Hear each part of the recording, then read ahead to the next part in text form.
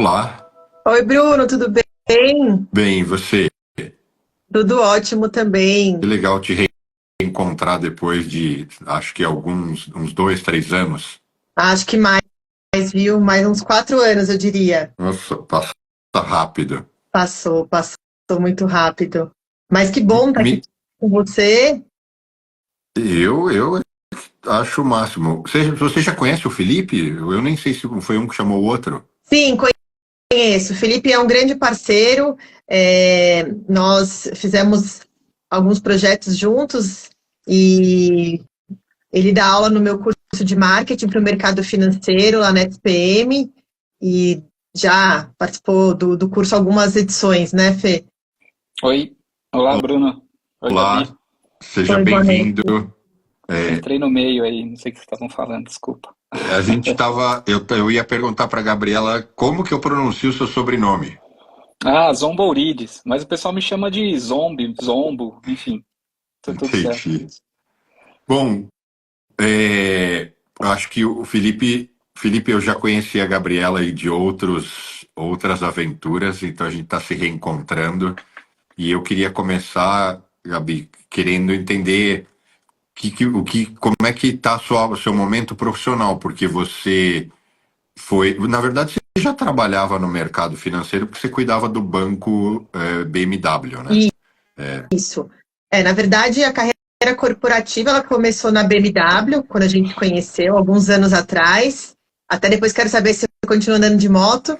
E, bom, fiquei na BMW por 10 anos, tendo 3 deles na parte de carros, depois 5 anos na BMW Serviços Financeiros, e aí no final da minha jornada lá na BM, eu fui para motos e fiquei mais 2 anos por lá.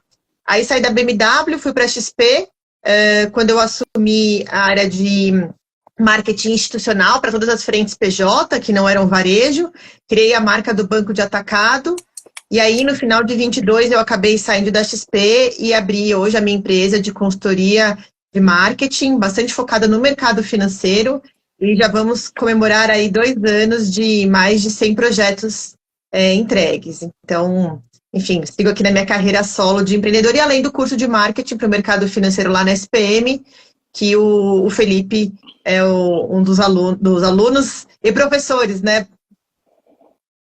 Entendi. Exatamente. Bom, que legal. E antes de passar para o Felipe, Gabriela, me conta o que você tem feito nessa sua nova operação. Você abraça. Seus clientes são, na grande maioria, family offices? Qual é o perfil dos clientes? Olha, eles fazem parte de todo o ecossistema do mercado financeiro, tá? Isso significa escritório de assessoria de investimento, fintech, gestoras, consultoras, assets, multifamily office também, né? Muitos dos escritórios de investimento hoje têm essa divisão dentro da estrutura, bancos também. Então, hoje a gente desenvolveu um diagnóstico proprietário nosso aqui na artesania e a gente entende qual que é a principal dor desse cliente.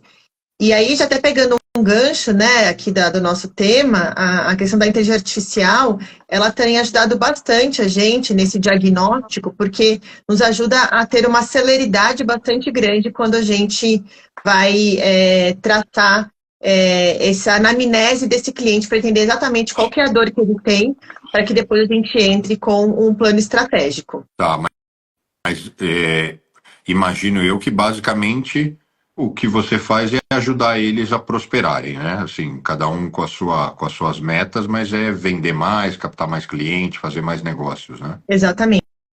E muitas vezes o resultado não é de imediato, né? Quando a gente fala muita questão de brand, de posicionamento estratégico, a gente volta para o back to the basics, como o meu ex-chefe Benchimol fala bastante, né? A gente volta para o início para poder entender qual que é a proposta de valor, principalmente olhando para o mercado financeiro que está muito comoditizado, e como que você faz para se diferenciar dentro desse ecossistema, né? Então, por isso que é muito importante ter uma proposta de valor e estabelecer esse posicionamento autêntico e humanizado também, né? Acho que quando você fala de investimento, de dinheiro de um modo geral, é um dos principais bens que a pessoa tem, né? Fora a saúde, família, fica ali em terceiro lugar, né?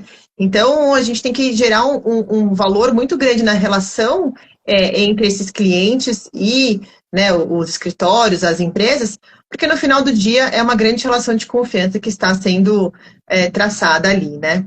Entendi. E agora, Felipe, conta para nós aí, se apresente, por favor, como é que você virou esse cara de ferramentas de marketing, automação e uma série de outras coisas que eu estava lendo sobre você. Ah, ótimo. Eu sou publicitário, né? Então eu já trabalho com marketing há praticamente mais de 15 anos. E eu vim do mundo de comunicação mesmo, né? Então comecei a carreira, por exemplo, lá na TV Globo, trabalhando com a parte do Prêmio Profissionais do Ano, que era uma premiação dos melhores comerciais que rodaram ao longo do ano, né? E ao longo da carreira fui direcionando e acabei caindo no mundo de agência de publicidade mesmo, né? Então trabalhei um período ali na Macan e eu trabalhava numa área da Macan que era especificamente voltado a CRM. E eu atendia praticamente todos os clientes ali da agência. E aí, nesse meio do período, eu acabei recebendo um convite para trabalhar no BTG Pactual para ajudar a estruturar o que na época chamava BTG Pactual Digital e hoje é praticamente só BTG Pactual, onde eu fui ajudar a construir ali a área de CRM do banco como um todo, né? Então toda essa frente de canal, ciclo de vida, relacionamento com o cliente digital. Eu acabei ficando quase 7 anos lá no BTG, hoje eu estou no Banco BS2 para fazer praticamente a mesma coisa, né? Só que além da frente de ciclo de vida e relacionamento, eu olho também a frente de aquisição de clientes, né? Então virou uma área meio que de growth como um todo, né? Praticamente. E aí, quando você começou no BTG a olhar para esse aspecto de CRM, muito mais do que a ferramenta era realmente a implantação, como utilizar, explorar as facilidades e colocar isso em prática. É nesse Sim. sentido, né? Eu até falo, né, nas aulas lá junto com a Gabi, que assim, a ferramenta, ela é praticamente o de menos, né? Assim, não adianta você ter uma baita de uma ferramenta e não saber pilotar. Você ter uma ferramenta que ela vai te gerar insights e você não saber representar esses insights, como utilizar. Então, na época do BTG, por exemplo, a gente começou era com o Microsoft Dynamics, né? Então, o Microsoft Dynamics era uma ferramenta, isso em 2017 praticamente, que atendia na época. E aí, conforme o banco foi evoluindo e tudo mais, falou, poxa, o Microsoft Dynamics já não está mais nos atendendo, né? Então, a construção técnica em si, ela foi o menos importante do que a estratégia como um todo, de como foi desenhado, como que foi desenhado o ciclo de vida desse cliente, como a gente se relacionava com ele de uma maneira digital, e até mesmo a segmentação de cada um. Então, a ferramenta ela só colocou de pé o que foi pensado estrategicamente, né? Então, assim, como eu falo, as ferramentas em si, elas só vão te ajudar ali se você souber o que você vai fazer com ela. Se você tiver só uma ferramenta poderosa e não saber qual o caminho, não vai mudar nada. Entendeu? E essa é sempre a maior dificuldade do CRM, né? Tirar proveito da melhor maneira, né? Exatamente. Assim, eu vejo assim com papos com pessoa com mercado e tudo mais, que muita gente tem ferramentas caríssimas, né, e super poderosas como o Salesforce ou um HubSpot, etc. E tá lá, assim, fazendo um mau uso dela, porque exatamente não sabe o que fazer. Tá usando para, sei lá, somente disparar um e-mail ou fazer uma agenda comercial, sendo que essas ferramentas elas são feitas e construídas e estão em constante evolução, principalmente com o avanço agora da inteligência artificial, para você fazer muito mais coisa do que exatamente o que eu vejo, pelo menos a grande maioria das pessoas vem fazendo, ou das empresas como um todo. Você ia falar, Gabi? Não, que eu brinco que dado não serve para nada se não for usado para gerar valor, né? Então, muitas vezes, desses insights que essas ferramentas elas acabam nos dando, a gente tem que, né, colocar tudo isso dentro dessa estratégia e ver, de fato, como que a gente vai usar isso a favor do nosso cliente, porque eles estão nos dando sinais a todos os momentos, né? E essas ferramentas, elas nos ajudam a otimizar encurtar esse caminho, que antigamente a gente fazia na unha ali, né, planilhas de Excel, etc., e agora a gente tem todas esse arcabouço de ferramentas para poder nos ajudar. E aí cabe a nós a usá-los da melhor forma, né? Entendi. E aí, vocês se conheceram na universidade ou antes disso? Nós nos conhecemos pelo LinkedIn, na É, verdade, né? Eu abordei o Felipe, justamente porque eu vi a trajetória dele e para nós, né, dentro do curso de marketing, a gente sempre busca profissionais de mercado que tem ali, né, uma trajetória extensa em grandes instituições. E aí nos conhecemos e desde então, né, há quase 2 anos já estamos próximos aí, nos tornamos grandes amigos também. Que legal. exatamente. E aí, o tema que foi proposto é o impacto da inteligência artificial no marketing. A bola está com vocês, porque, lógico, eu tenho aqui 1000 dúvidas e perguntas e venho já sentindo alguns benefícios e alguma utilização, mas eu percebo que a gente ainda está engatinhando, assim, pelo menos na utilização para a pessoa comum, entendeu? Pro, pro cara ordinário aqui, que nem eu. Ainda é um negócio que não tá tão. Não tá assim, você não usa de forma efetiva, né? Sem dúvida. A gente estava até conversando um pouco antes do que nós iríamos falar aqui, né, em relação à inteligência artificial. E que ela vai muito além do chat GPT, né? Eu acho que o chat GPT ele acabou virando moda, ele acaba nos ajudando bastante, mas eu falo que ele é um colaborador que você lidera, né? Eu brinco que dentro da nossa equipe aqui, por exemplo, na artesania, a gente tem o estagiário, que é o GPT, que eu considero aquele colaborador que você lidera. Ele tem a maior biblioteca do mundo, mas ele é generalista, ele não é um especialista do assunto. Então ele consegue ler, escrever, conversar muito bem, mas ele é arrogante, né? Eu brinco, porque ele não tem resposta certa ou errada, para ele tudo é certo. Então, você tem que guiar muito ele para você conseguir extrair o melhor dele, por exemplo, né? E até curiosamente estava brincando que as pessoas elas acabam meio que emburrecendo por conta do chat GPT, né? Então eu fiquei com esse negócio na cabeça, depois eu acabei vendo muito por um outro lado, né? Que na verdade, para você extrair o melhor de um chat GPT ou de qualquer inteligência artificial hoje que tem disponível no mercado, e muitas ainda são de graça, então dá para aproveitar e pesquisar muito. Quem tem tempo, né, de conseguir pelo menos 1 horinha por dia entrar no próprio ChatGPT e pedir para ele algumas dicas de outras inteligências artificiais, eu acho que sai muito na frente, né? Porque hoje em dia, quem não tiver esse domínio das inteligências artificiais pode correr o risco no futuro de ficar para trás, né? Não vai ser a inteligência artificial que vai pegar a vaga das pessoas, mas sim o contrário, você não saber usá-las. E eu penso também que para você gerar um bom prompt, né, que é esse comando que você dá para essa inteligência artificial, você precisa ter um repertório, você precisa ter um conhecimento do que você de fato quer que ele te fale, e obviamente depois que ele traz esse conteúdo, você tem que lapidar para que você possa garantir que o conteúdo esteja de acordo, em conformidade com o que realmente você pediu, né? Quer complementar, Felipe? Sim, sim. Complementando, assim, acho que, como a Gabi pontuou, assim, acho que o GPT ele foi um marco para sair um pouco da bolha e ficar disponível para o usuário comum. Mas muito além, né, o GPT ele é a pontinha do iceberg, que é exatamente um chat de comando que vai gerar texto, vai gerar imagens e etc. para você fazer o uso. Porém, quando você entra no universo voltando agora para ferramentas, né, de ferramentas de automação de marketing, todas as principais ferramentas elas estão com uma inteligência artificial por detrás, né? E as grandes ferramentas estão utilizando, às vezes, até mesmo a inteligência da OpenAI, que é a criadora do chat GPT. Né? Então, por exemplo, o Salesforce. Salesforce usa uma que chama Einstein, o HubSpot usa uma que é inteligência artificial by HubSpot. E dentro dessas ferramentas, né, antigamente, assim, há pouco tempo atrás, dependendo da ferramenta, para você utilizar, você precisa de um nível mais técnico.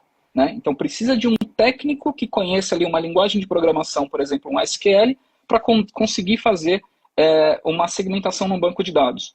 Atualmente, você só faz um comando. Então, eu acho que a inteligência artificial, como falar, ela não veio para roubar o trabalho dos outros, como a Gabi colocou, mas ela veio para expandir até mesmo a questão de conhecimento, onde agora eu não preciso de um profissional tão técnico para fazer uma linguagem de programação no SQL. Eu posso fazer um comando dentro de uma ferramenta de automação de marketing, onde eu falo, preciso selecionar um público X ou Y, sem a necessidade de um código, somente com um texto, e ele vai fazer essa seleção do público, ele vai construir ali uma audiência para você trabalhar, seja com mídia ou até mesmo com canais diretos, como um e-mail, WhatsApp, etc. Então, cada uma dessas ferramentas, elas vêm construindo e evoluindo dentro para que fique mais usual e fácil para o usuário. Um usuário, um profissional de marketing, um profissional de administrativo como um todo, que vai conseguir, vamos chamar uma pessoa mais, entre aspas, leiga, que vai conseguir fazer ali a usabilidade de uma ferramenta sem a necessidade de um conhecimento técnico, como há pouco tempo atrás era necessário. E só para a gente esclarecer ou usar uma comunicação mais acessível,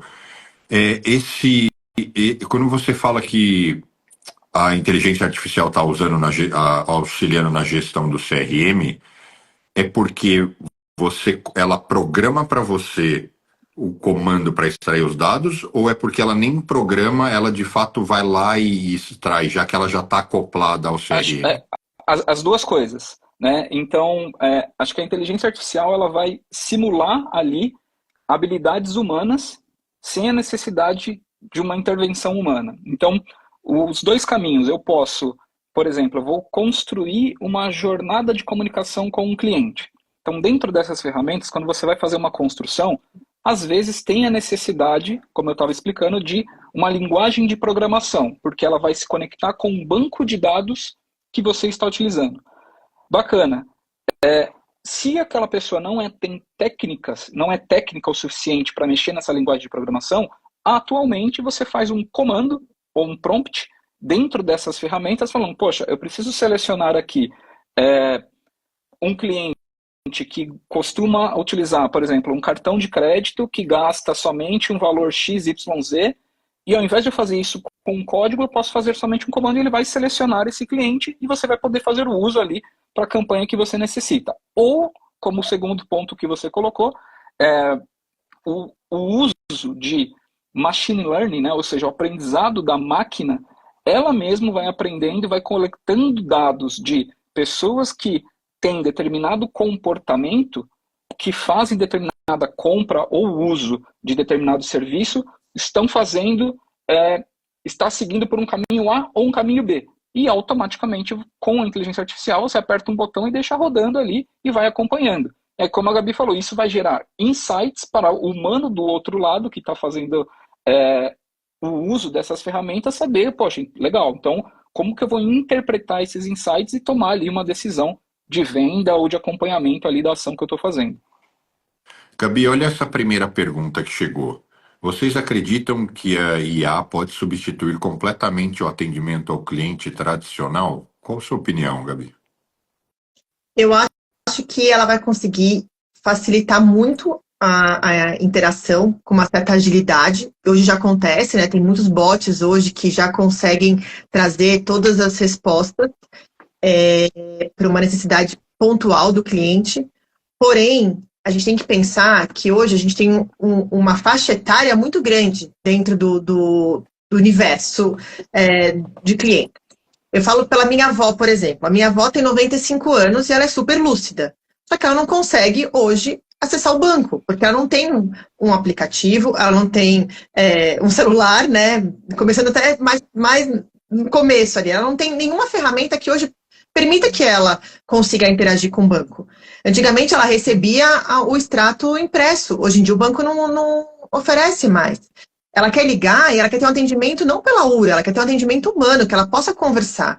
Então eu acho que a gente tem que pensar que, pensando até no nossos clientes atuais e futuros, a gente tem que ter uma variedade de canais para a gente conseguir se comunicar com todos eles. Então a gente vai limitar muito o target que a gente vai estar se comunicando, né?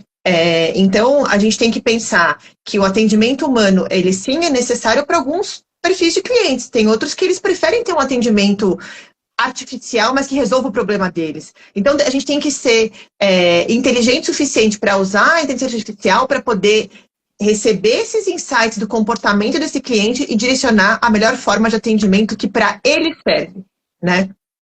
E até o Júlio comentou aqui, né, em relação à questão dos idosos. Para tudo, né? Hoje em dia, um idoso, ele não tem hoje, muitas vezes, como se comunicar com as pessoas, né? Porque realmente você acaba afunilando muito através da automatização, e que para eles, no momento, não serve. Antigamente era o fax, que já era uma coisa muito inovadora, né? Então, perfeito. Acho que é isso. Obrigada pelo comentário. E o Júlio, Felipe, ele também fez uma outra colocação. A inteligência artificial vai acabar com quais profissões dentro do marketing? Olha, acabar é uma palavra muito forte, né? Acho que como a Gabi colocou no início, eu não acho que ela vai acabar com os profissionais de marketing. Mas se o profissional de marketing não se atualizar, não estudar inteligência artificial, aí sim ele vai ser um profissional defasado. E tem um outro ponto que a inteligência artificial, vamos usar o ChatGPT como exemplo, que é mais conhecido. Muitos redatores, atualmente, utilizam o ChatGPT, porque a demanda de trabalho, ultimamente, ela é tão intensa que se você vai pegar um redator que tem ali uma demanda de fazer 4, 5, 10 textos ao longo do dia, se ele construir da cabeça dele, quanto tempo ele vai levar para construir, para revisar, para às vezes aprovar com um time jurídico ou de compliance? Poxa, é muito mais fácil ele construir via um GPT e fazer uma pequena adaptação ali com um toque um pouco humanizado, que ele vai conseguir trabalhar de uma maneira mais veloz. Então, se uma pessoa não sabe fazer um prompt de comando correto, aí sim ela vai estar defasada, mas não que ela vai substituir um redator, um chat GPT, vai substituir um designer, ou vai substituir uma linguagem um pouco mais técnica. Não acho que é substituição de profissional de marketing, mas assim como num passado, quem fazia mídia, por exemplo, era só em rádio e TV e não se adaptou para uma mídia digital, esse profissional foi ultrapassado, certo? Então, o profissional ele precisa se atualizar. Acho que o marketing ele é movido, assim, não é estagnado, né? Então, o modo como a gente fazia marketing nos anos 80, para os anos 90, para os anos 2000 e agora 2024, ele é completamente diferente. O profissional tem que estar se atualizando sempre e não necessariamente ele vai ficar ali acabando com as profissões de marketing, né, no caso. E aí, como aprender a fazer os melhores prompts? Que, traduzindo para quem acha estranho essa expressão, basicamente é dar o comando, né? Virar para a inteligência artificial e falar, preciso de um texto, ou quero isso, ou quero aquilo. Porque eu vejo muitas postagens e artigos sobre isso, que se você não tem a manha de como gerar a solicitação, você não tem o melhor retorno, né? Se eu puder contribuir aqui, eu acho que você tem que imaginar que é um colaborador que você lidera. Imagina que você tem um estagiário chegando na sua empresa, ele é o ChatGPT. E você sabe que ele tem alguma vivência, mas ele é uma pessoa muito inteligente, ele é poliglota, ele escreve muito bem, ele conversa muito bem, ele tem ali um repertório de vida, vamos dizer assim, porém, ele não é especialista naquilo, você é o especialista. Então, quanto mais didático você for nesse início, imagine que ele acabou de sair, está no primeiro mês da faculdade, entendeu? O cara é muito fora da curva. E aí sim, você tem que ser o mais óbvio possível para ele. Então, é sempre importante você dizer como ele tem que agir. Então, haja como, por exemplo, a gente está falando do redator, né? Haja como um profissional expert, um redator que tem anos de experiência. Então, você tem que moldar esse perfil desse seu comando, né, que vai ser o seu assistente, para que ele possa trazer o melhor de volta para você. Então, você imagina assim, ele é o melhor da sua versão, né? E você vai transformando ele nisso em coisas que às vezes você também não sabe. E tá tudo bem, né? Eu acho que ele tá lá para nos ajudar. E você vai complementando, dando esses inputs em relação ao que você quer que ele te devolva, né? Então, às vezes você até fica assim, mas não foi isso que eu perguntei, né? Será que não foi o que você perguntou ou que você não foi claro o suficiente na sua pergunta para que ele possa te devolver a melhor resposta? Né? Então, a gente tem que tomar um pouco de cuidado também, porque para ele não tem certo ou errado. Ele está respondendo o que você perguntou. Então, depende muito mais de você do que dele, nesse sentido, né? Quer E ele vai, complementar, e ele, Felipe? ele vai aprendendo, né, o comportamento também, né? Ele vai evoluindo conforme você vai dando essas linhas de comando, né? Então, ele vai começando a identificar aquilo que você está solicitando, e se você for, não, vai mais para a esquerda, vai mais para a direita, não é isso que eu pedi, é aquilo.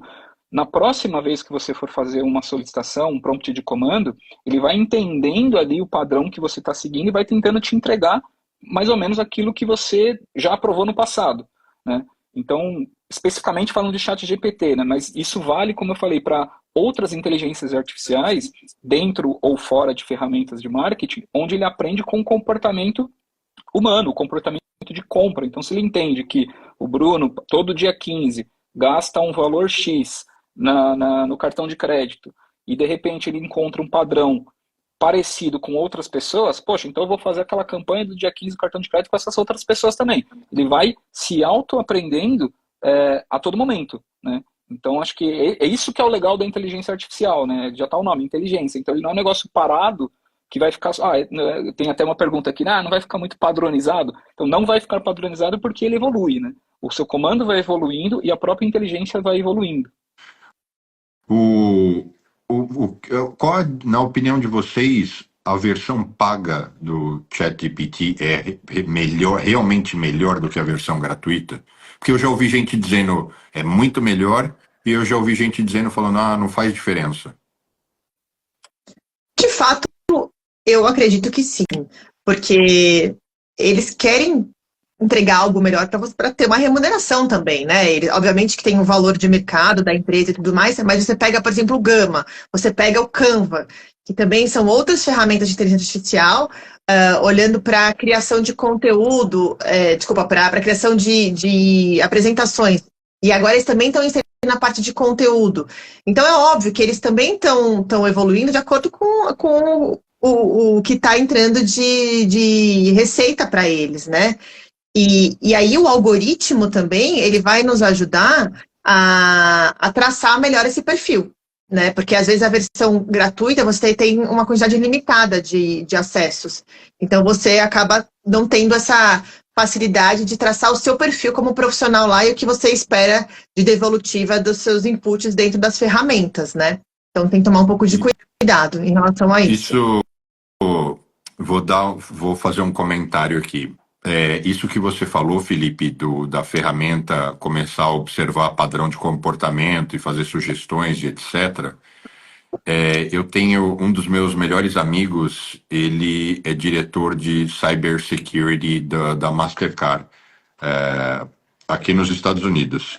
E eu brinco com ele e falo, cara, vocês estão muito atrasados, porque todo dia 20 eu vou lá e pago aquela mesma conta com o cartão, e todo dia 20 meu cartão vai lá e bloqueia por segurança. Aí eu vou lá e desbloqueio.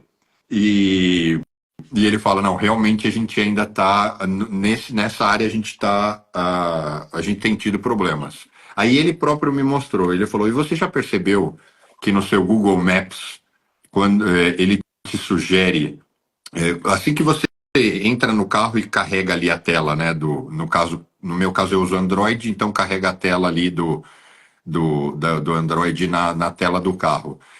Quando é sexta-feira, 10 da manhã, ele sabe que habitualmente eu sempre vou para o estúdio. Então ele já traz como uma primeira sugestão de destino. Mas ele, se for quarta ou terça ou outro horário, ele não dá essa sugestão. Então a gente já vê em algumas Uber situações. Também, né? Não, isso é sensacional. O próprio Uber aqui, obviamente aí também deve acontecer, mas aqui no Brasil você acessa o Uber, dependendo do horário, ele já te recomenda o endereço, porque ele sabe que você talvez vai voltar para casa no final do dia, você vai para o escritório no horário, né, da manhã, enfim. É isso, gente. A gente pensa que a Alexa, ela tá ligada só quando a gente chama ela, né? Mas ela fica ouvindo 24 horas o que a gente está falando. E até o momento que você vai lá e chama ela, né? O próprio celular também, né? Tá toda hora aí escutando tudo que você tá falando, né? Você começa a falar sobre algo, de repente propaganda ali no Instagram, Facebook já tá aparecendo para você, né? Você fala, coincidência? Não, não é, né? Não é coincidência. Olha o que a Ângela comentou. Tive a experiência de colocar resumos de livros que li e pedi para a IA encontrar pontos entre eles. Foi muito bom. Na prática, especialmente você, Gabi, porque eu conheço mais, eu acho que eu conheço melhor o que você faz, né?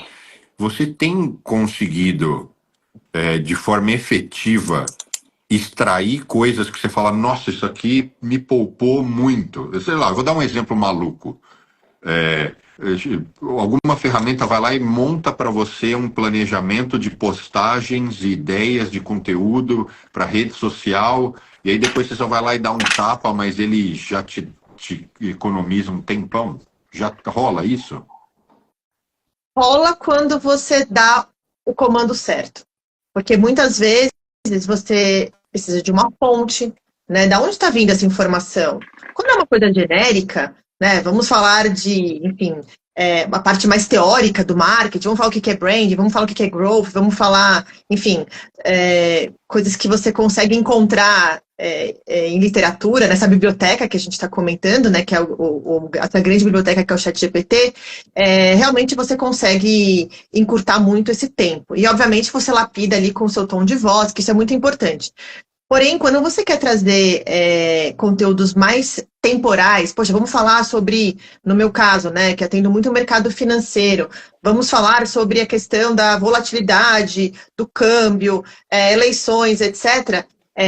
Hoje você precisa ter esse conhecimento para poder garantir que o seu conteúdo do post esteja correto, né? Não dá para você jogar no ChatGPT e postar sem fazer uma revisão. Mesmo porque ele tem muito essa limitação das fontes que ele vai procurar. E tem que ter uma fonte segura também de onde vem esse conteúdo. Então, por isso que até alguém comentou aí em relação à perda aí de 80 profissões do marketing, eu acho que isso vai demorar ainda um bom tempo, porque no final você tem que ter uma inteligência humana, né? A inteligência é artificial. Né? Se ela não fosse artificial, talvez, quem sabe, no futuro aí, quando meus filhos estiverem se formando, talvez mude. Eu acho que é uma questão da faculdade, por exemplo. Eu tenho um filho de 4 e um de 7. Quando o de 4 for para a faculdade, eu pessoalmente acredito que não vai ser o mesmo molde, os mesmos moldes que a gente aprendeu, né? 4 anos de estudo sentado numa sala de aula. Né? Vai mudar muito, mesmo porque, imagina, olha a mudança que o ChatGPT ele fez num curto período de tempo. Né? Então, ele mudou totalmente o modo de trabalhar de muita gente, né? Facilitou muito a vida, automatizou muitas coisas, encurtou muito os caminhos. Então, eu acho que a gente tem que, de novo, né, usar o ChatGPT da melhor forma possível, mas ele não vai fazer o seu trabalho. Eu acho que isso é muito importante a gente ter em mente, né? Até por isso que a gente está aqui hoje, inclusive, né, trocando essas figurinhas aqui.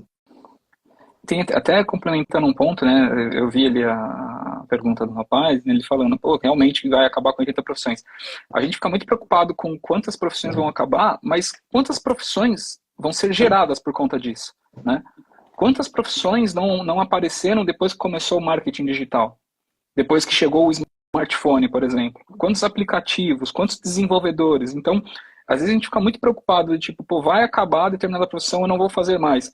Só que a gente tem que lembrar que a gente está no Brasil também, né? Então, assim, ainda assim é um país de terceiro mundo que as coisas demoram muito para acontecer, né? O WhatsApp não acabou com o SMS. Talvez a gente não se comunica mais como antes, mas o SMS existe e as empresas ainda utilizam, né? A internet não acabou com a televisão.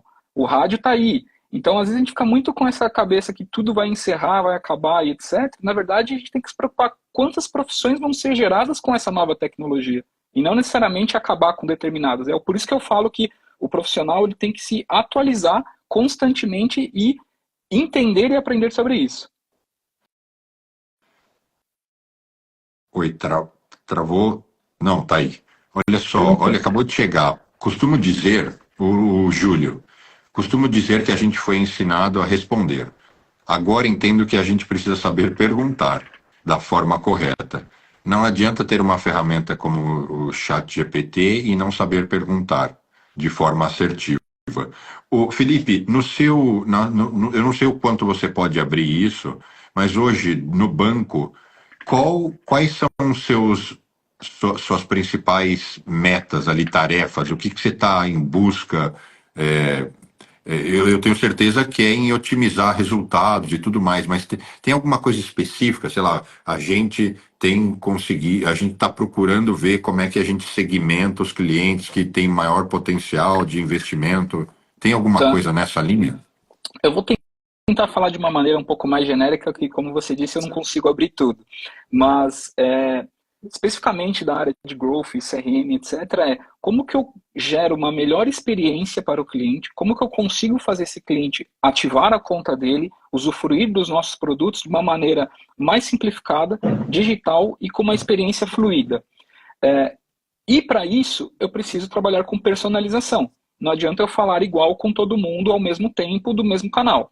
Então, essa personalização, seja de canal, de segmento, ou até mesmo de estratégia, se eu for parar para fazer individualmente cada uma delas, vai me tomar muito tempo. É aí que entra um pouco dessa frente de inteligência artificial. Então, quando eu construo uma segmentação, eu não preciso utilizar ali códigos para ficar demorando uma série de tempo para construir aquilo. Eu já faço as perguntas certas, como o Rampaz disse, dentro ali da inteligência artificial do sistema que eu utilizo atualmente, para ele conseguir gerar mais escala de uma maneira mais veloz para mim. Então, o que antigamente, sei lá, eu demorava uma semana para criar segmentos ou para criar peças de comunicação, em poucos dias a gente já consegue fazer. Então, o que eu demorava uma semana, em um dia, hoje a gente consegue fazer uma segmentação, fazer um disparo de uma campanha de uma maneira muito mais rápida e eficiente como antigamente.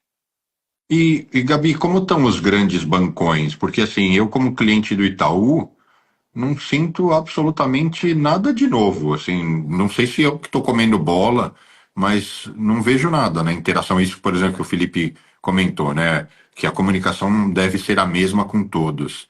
Eu me sinto mais um lá na fila do pão que recebo tudo igual.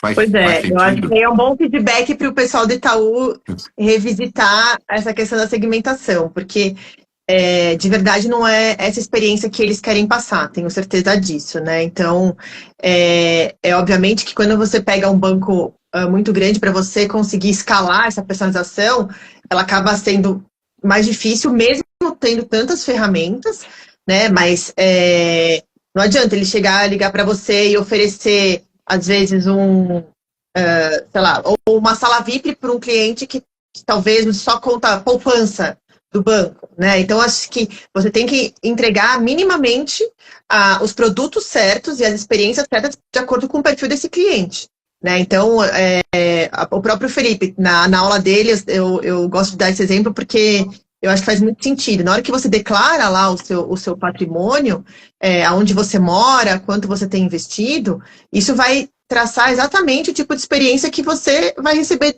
desse seu banco, né? E às vezes, né, você está aqui no Brasil, você é um médico, mora nos Jardins e fala que você recebe ali R$ 3.000 por mês, tem alguma coisa errada, né? Então é importante também você dar os sinais certos para poder receber também essa experiência certa do próprio banco. E complementando, assim, você falou do Itaú, né? Poxa, o Itaú tem praticamente mais de 100 milhões de clientes, né? O Itaú é um banco gigantesco. Então, quando você vai fazer uma virada de transformação digital numa empresa desse tamanho, é diferente, no meu caso, como em startups, né? Hoje eu estou num banco médio. Para eu fazer uma virada, eu estou pegando um barquinho ali, um barco e virando de uma maneira mais rápida. O Itaú, você vai virar um cruzeiro, né? Então, você vai pegar um cruzeiro para fazer é um transatlântico que ele não vai virar de imediato. Você segue processos, metodologias, tem toda ali uma cadeia de como atuar ou construir determinado trabalho, que às vezes fica um pouco mais burocrático, né? Então, poxa, como é que eu vou segmentar 100 milhões de clientes, né, de uma maneira mais rápida? É um pouco complicado mesmo. E é super compreensível o porquê que eles não têm tanta velocidade, não é compreensível para nós consumidores ali de falar, pô, por que eles estão me oferecendo essa proposta de determinado produto se, cara, eu nunca nem comprei isso, nunca nem naveguei sobre isso, não tenho interesse sobre isso, mas a gente tem que entender que o mercado financeiro, assim como outros mercados, tem metas para bater e às vezes é aquilo, né? Poxa, eu vou tentar fazer aqui um tiro de canhão, putz, eu vou pegar um monte de gente, eu vou machucar algumas pessoas, mas vou acabar acertando alguém aqui. E o objetivo é como que eu atiro com um sniper, né? Para atingir ali o meu alvo de uma maneira correta, sem ferir ninguém. Mas nem sempre é possível, né? E o curso que vocês estão envolvidos na ESPM, ele é um curso de marketing para profissionais do mercado financeiro, é isso?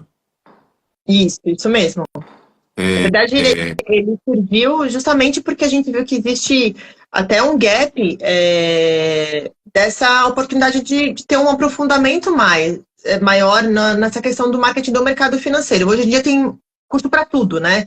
Tem marketing esportivo, marketing de luxo, enfim. E para o marketing do mercado financeiro, não tinha. A gente vê que o mercado está cada vez mais comoditizado, perdão. Na minha aula, eu dou aula de experiência de relacionamento com o cliente, eu tenho um slide que eu estava preparando o curso, né, a minha aula, e eu fui impactada mais de 30 vezes no intervalo de 20 minutos no Instagram por diferentes campanhas de diferentes empresas do setor.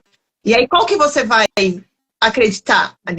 Qual que você vai converter, né, no final do dia?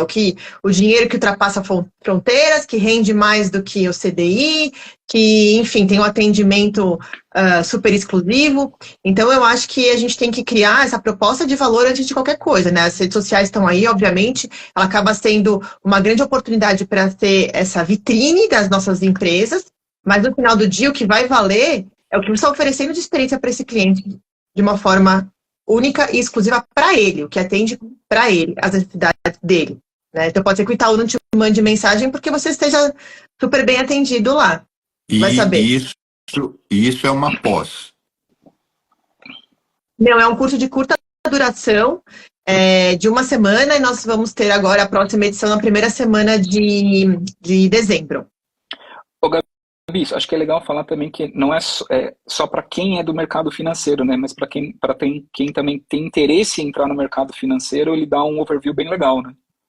Exato. Na verdade, são entusiastas do mercado financeiro, né? Que quem participa, os professores, são todos profissionais do setor que já estão em cargos de liderança, C-level, de todas as disciplinas do marketing. Então, é bem bacana porque eles acabam contando um pouco dos próprios cases, né? Das vivências que eles tiveram, das dores que eles sentem, das oportunidades, desafios, enfim. Então, acaba sendo uma grande troca de experiência.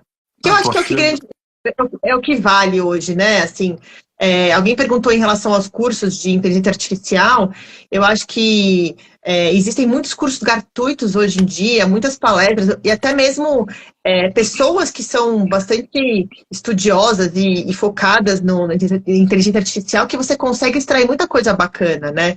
A própria Startse tem, Terra tem, enfim, Conquer tem, e hoje você entra nessas plataformas de cursos gratuitos, né? Poxa, tem muita opção mesmo. Então, pegar e se dedicar um pouquinho para dar uma pesquisada, sabe? E testar. E eu acho que você testando é o melhor aprendizado, sabe? Porque depois, se é uma coisa muito teórica, você esquece. Na prática, é uma coisa que dura aí por um bom tempo. Eu assim, ouvindo, né, eu acho que esse curso deve ser muito bacana e esse universo explodiu, porque há 10 anos atrás, se você trabalhava no mercado financeiro, significa que você tinha um empregão e que você, de uma certa forma, era, não vou dizer acomodado, mas era uma dinâmica mais assim, estou aqui dentro da empresa. Hoje, com essa explosão das consultorias e tudo mais, são literalmente centenas de pessoas, milhares de pessoas, que tem um ambiente ali mais competitivo, né, que precisam buscar conhecimento. Então, eu tenho certeza que deve estar sendo bem aceito. Aqui a pergunta, conta mais sobre o curso. Quantas horas por dia? Eu acho que é o seu curso da SPM. Isso, ele acontece de segunda a sexta, das 19h30 às 22h30, e ele é híbrido. Então, você, por exemplo, aí nos Estados Unidos pode assistir o curso, as aulas ficam gravadas por um período, não sei exatamente quanto tempo, são 30 dias, se eu não me engano, tem o certificado da SPM, e ele acontece na unidade da Joaquim Távora, na SPM Tech, e com transmissão ao vivo. Então, enfim, estão todos convidados aí a conhecer. Depois eu vejo se eu consigo um cupom de desconto aí para os seguidores do Bruno. E o interessante, você comentou, você que está nos Estados Unidos, e a Dani, de fato, está nos Estados Unidos. Então, Não sei se Tá você sabia perfeito. ou se foi coincidência. Não, foi coincidência mesmo. Então, Ela Dani, trabalha no, espero você.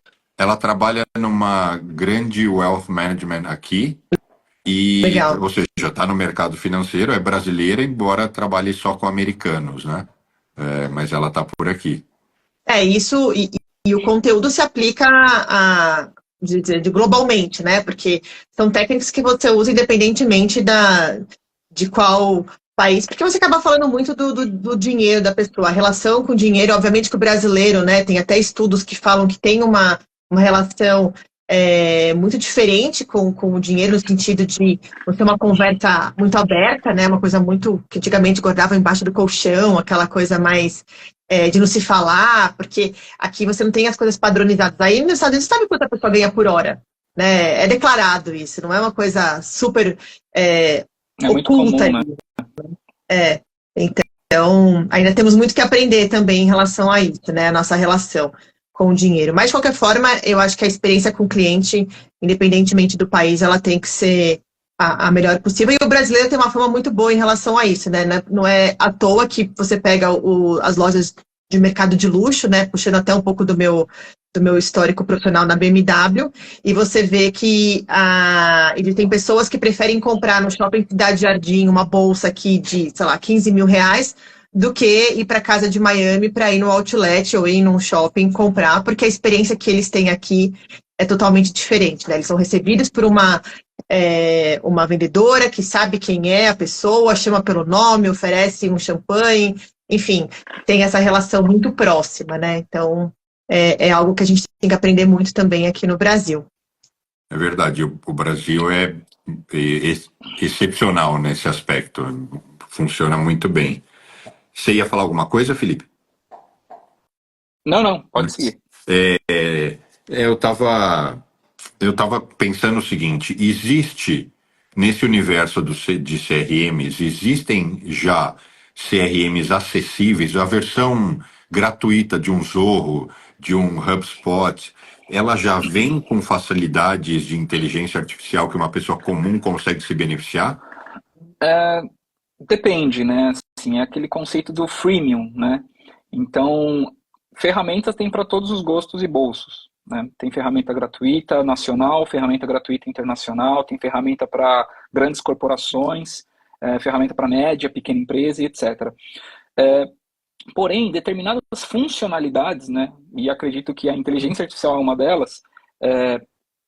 Normalmente, ela te dá experimenta isso daqui. Aí, pô, você consegue ter 4, 5 passos gratuitos. Depois que você experimentar, consequentemente ele vai falar, não, pô, agora você quer ter a experiência completa, né? Então pague tanto. Mas uma ferramenta de CRM tradicional para você fazer a gestão dos seus clientes, às vezes disparo de comunicação, agenda e etc., tem várias e ótimas gratuitas, né? Então, por exemplo, o RD é uma delas, o HubSpot tem uma versão gratuita também, né? Então, são ferramentas similares, uma nacional, outra de fora. O próprio Zorro, como você comentou, e depende muito de como você vai utilizar, assim, eu vou mais ou menos no que eu falei no começo da live. Eu quero ter uma ferramenta potente, ou que nem seja tão potente, mas eu vou utilizá-la para quê? Qual é o meu objetivo? Porque dependendo do que você vai fazer, uma planilha do Excel vai te servir mais do que uma ferramenta de controle de CRM.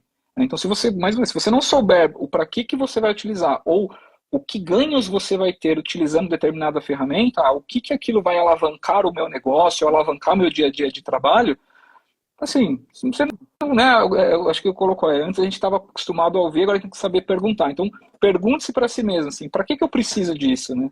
Eu vou fazer um bom uso?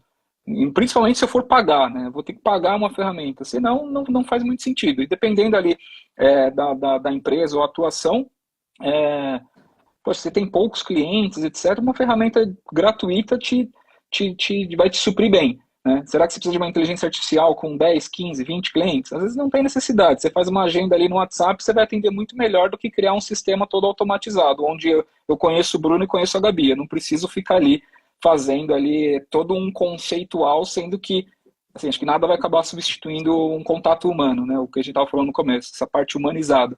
Então, dependendo ali do ramo de atuação e o volume de clientes que você tem, uma planilha de Excel, um controle bem feito ali no WhatsApp vai te suprir. E tem que tomar cuidado também com dados sensíveis, né? Eu sou um pouco... Eu acho que 10 anos de BMW, né, com a escola alemã ali, me fez ficar muito atenta a isso, né? Principalmente quando a gente fala, no caso de BMW, serviços financeiros, instituições financeiras de um modo geral. Tem que tomar cuidado, né? Porque a versão, né, gratuita, você acaba não tendo uma garantia. E, obviamente, que hoje você não tem garantia de nada, porque, como a gente falou, a gente está sendo ouvido 24 horas por dia, né? Mas eu fico um pouco insegura em disponibilizar os dados lá, que, sei lá, podem ser usados de uma forma indevida, de alguma forma, ou você acaba expondo ali os clientes. A maioria das ferramentas hoje, elas seguem a LGPD. Então, assim, como eu falei, a maioria, não vou botar a mão no fogo por todas, mas a grande maioria está seguindo ali e cumpre todos os requisitos. Mas... tomar cuidado, eu acho que tem ferramentas gratuitas e o próprio GPT, né? A partir do momento que você abre a empresa, que você está fazendo uma pesquisa, né? Você está dando insights e insumos para que ele conheça mais profundamente aquela empresa naquele determinado aspecto, né? Então, às vezes é melhor você não abrir a empresa que você está fazendo uma pesquisa, o nome da empresa, o nome da pessoa, porque você, no final, são dados sensíveis, né? Dependendo do que você, obviamente, estiver pesquisando, perguntando ali, né?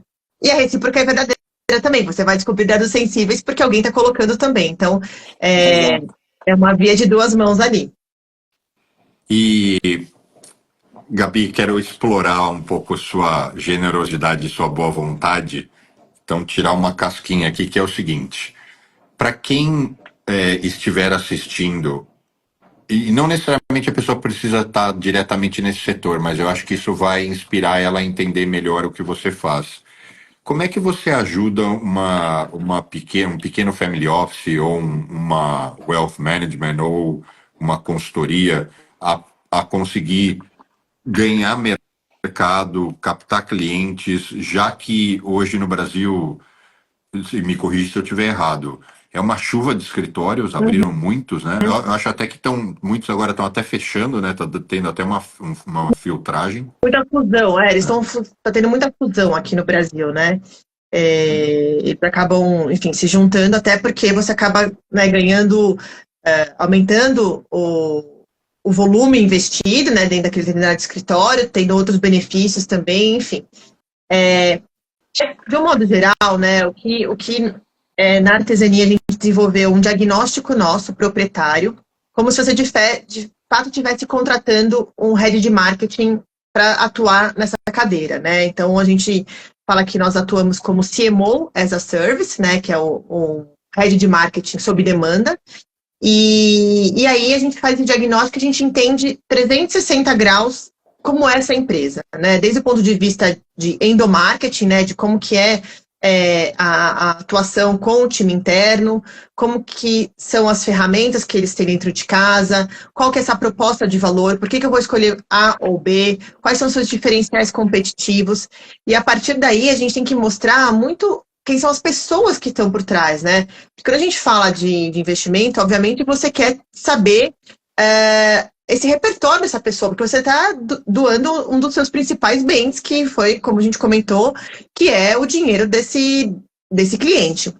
Então, vai ter cliente que está buscando um perfil de assessoria mais arrojado, né, que vai oferecer investimentos que são talvez de alto risco. O outro não, ele quer um assessor que seja mais conservador, um assessor que ele vá além do trabalho de assessoria. A gente fala muito aqui no Brasil, provavelmente aí também, em relação ao famoso one-stop shop, que é você oferecer todas as soluções dentro de um único ponto de contato. Então ele precisa de um contador, ele precisa de um advogado, ele precisa falar sobre a gestão do patrimônio da família, essa sucessão patrimonial, né, quando ele tem herdeiros, etc. Então, cada vez mais, você considera esse assessor de investimento aquele médico da família de antigamente, né? Que ele vai saber um pouquinho de tudo sobre você e vai te dar os melhores caminhos. Então, acho que esse é um grande diferencial dos escritórios que tem ali, estão sendo bem sucedidos, né, dentro desse ecossistema. Porque no final do dia, o banco A oferece as mesmas condições do banco B e vice-versa. Ou seja, é um desafio o seu trabalho conseguir tangibilizar através do marketing uma diferença entre esses players, né? O resumo é esse. É curioso porque eu atendo concorrentes entre si, mas eles são tão diferentes, eles fazem exatamente a mesma coisa, mas cada um tem a sua personalidade. E aí eles vão captar clientes que conversem com aquele perfil de escritório.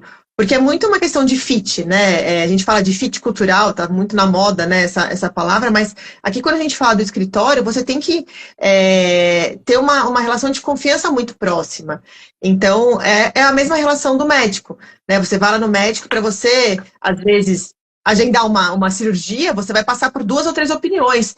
Então, a gente vê que aquele que tem o melhor conhecimento daquilo que você realmente precisa é onde você acaba investindo o seu dinheiro. E também tem uma coisa, né? Hoje em dia a gente fala muito da principalidade, né? Que, eu quero ter meu banco principal. Mas hoje em dia não existe mais isso. A gente fala da transacionalidade, porque você tem o banco que vai ser seu banco de investimento, vai ser seu banco que vai ser sua conta digital, vai ser sua conta salário. Então, hoje você consegue também distribuir a sua renda, né, o seu dinheiro, em diversos bancos. E a partir daí você vai usar cada um deles de acordo com a sua necessidade para aquela determinada ação que você vai fazer. Eu tenho minha conta PJ, eu tenho minha conta pessoa física, eu tenho minha conta de investimentos, eu tenho meu cartão de crédito, que às vezes nem é vinculado ao banco que eu tenho conta, porque ele me dá meu melhor investback, cashback, pontuação, aí depende muito desse perfil do cliente. Então hoje a gente acaba tendo multibancos aí para poder nos atender. Bom, a gente vai ter que marcar uma reunião para falar mais sobre isso e ver de que forma talvez você possa até me ajudar nos meus negócios. Claro, estou super à disposição. E Felipe, o seu banco, o que você trabalha, né? Hoje ele está nessa guerra, no bom sentido, de expansão e de aumentar o número de correntistas, né? Esse é o principal desafio ou não?